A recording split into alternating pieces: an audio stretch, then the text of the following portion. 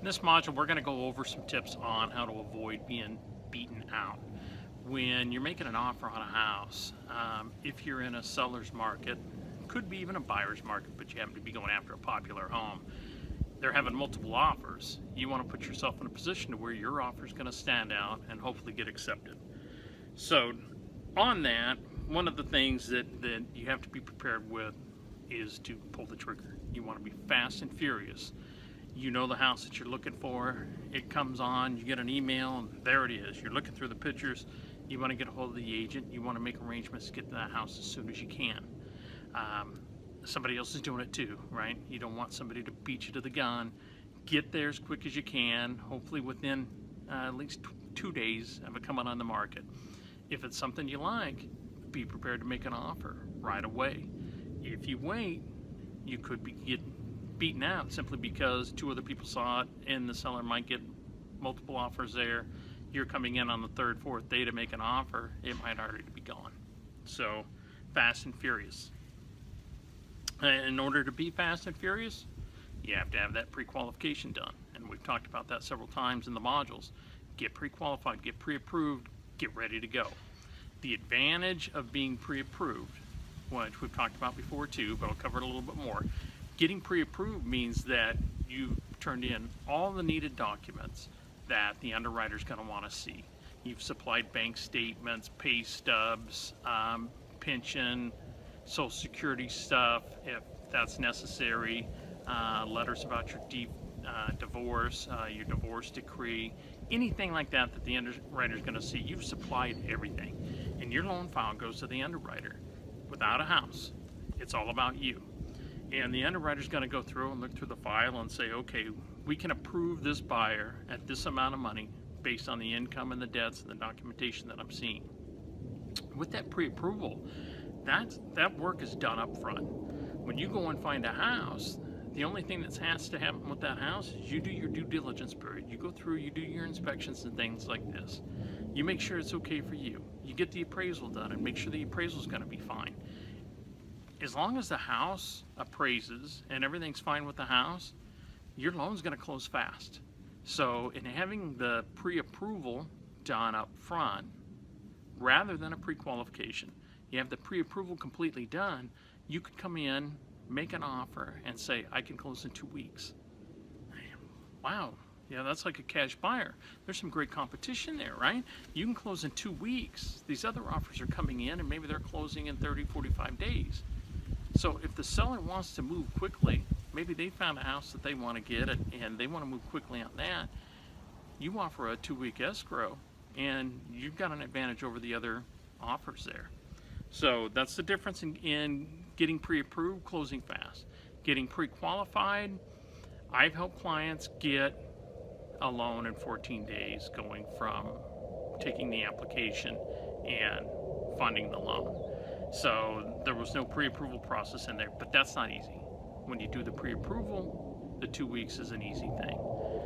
So there is options there.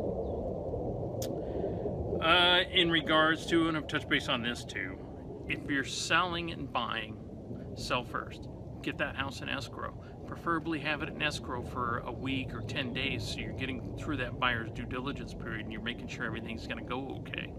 Then when you go out and you find the house that you want, you can act fast, you can pull the trigger, and you can adjust the escrow periods so that both the house you're selling and the one that you're buying close at the same time. If you don't have your house on the market yet, you're going to make that offer and you're going to have to tell the seller, well, I'm going to want to buy your house and this is what I'm going to give you for it, but I need you to wait until I find a buyer for my house. Chances are that seller's not going to take it unless you're in a buyer's market. If you're in a seller's market where there's hardly any inventory and you've got competing offers on that seller's house, why should he take your offer? He's got somebody else that's going to come in behind you and he doesn't have to worry about them selling a house. So if you're buying and selling, I'm going to say it again, sell first. It's going to work in your advantage. Make sure you time things. That's part of having the right team, right? Make sure everybody's on board and you're timing things so your sale and your buying, your purchase close at the same time. Another thing on not getting beaten out. You want to share how you're feeling about this house with the seller. and you write a letter and you say, this is what my family loves about this house. This is what I picture us doing in this house. And in including that in your offer, most other buyers don't do that. So a little simple letter, the seller reads it, and now there's an emotional attachment to what your family's going to do in their home, right? Most people love their home. They're selling it because they want a bigger one, or they're relocating, or whatever. But they want the new buyers to love it too. So express that in the letter. Good idea is to turn that in with the offer, but actually go ahead and mail that letter to the seller too, so that seller has it. Sometimes the agents won't include the letters for whatever reason. So put it in the mail, make sure they get it.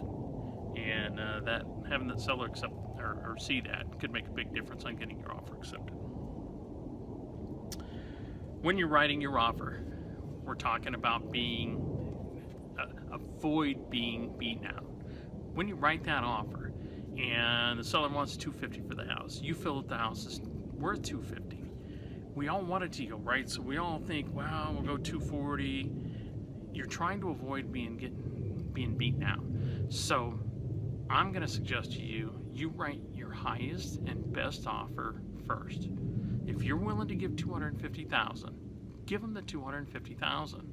The $5,000 or $10,000 that you're hoping to save, but you're okay if you don't, why even take the chance on that, right? You're trying to avoid having somebody else steal his house from you.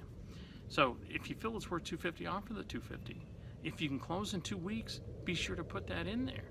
When I say write the best offer, it doesn't necessarily mean price. Sometimes the other terms make it better. That's why cash buyers come in and steal houses from people that need loans. They're able to come in, it's all cash. They do a quick due diligence period. They do a quick escrow period. They put a good amount of earnest money deposit down. They might be putting $5,000, $10,000 earnest money deposit down, and they're making things happen quickly. If you're in a position that you did a pre-approval and you can close in 2 weeks, make sure you put that in there. Don't take your time. Offer it. If the seller doesn't want to move that fast, maybe they haven't found their house that they're wanting to buy, they don't want to move that fast, they'll counter. And they'll still have your offer stand out because you're able to do it faster, and they might counter and say, no, we want 30 days. So when you're going in, highest and best. Make that your first and only offer. If a seller has 3 offers come in and yours is highest and a great offer, can close fast, and the other ones are lower, chances are they're just going to go ahead and take your offer because it's acceptable to their terms, and they're not going to counteroffer the other 2. You don't generally see where a seller's going to go ahead and go, well, I got this one really good offer. Let's counter these other 2 and see if they come back to match this really good one. They got a really good one. They just take it. So there you go. Avoid being beaten out. Take these tips into mind and make it happen. All right, we'll see you in the next module.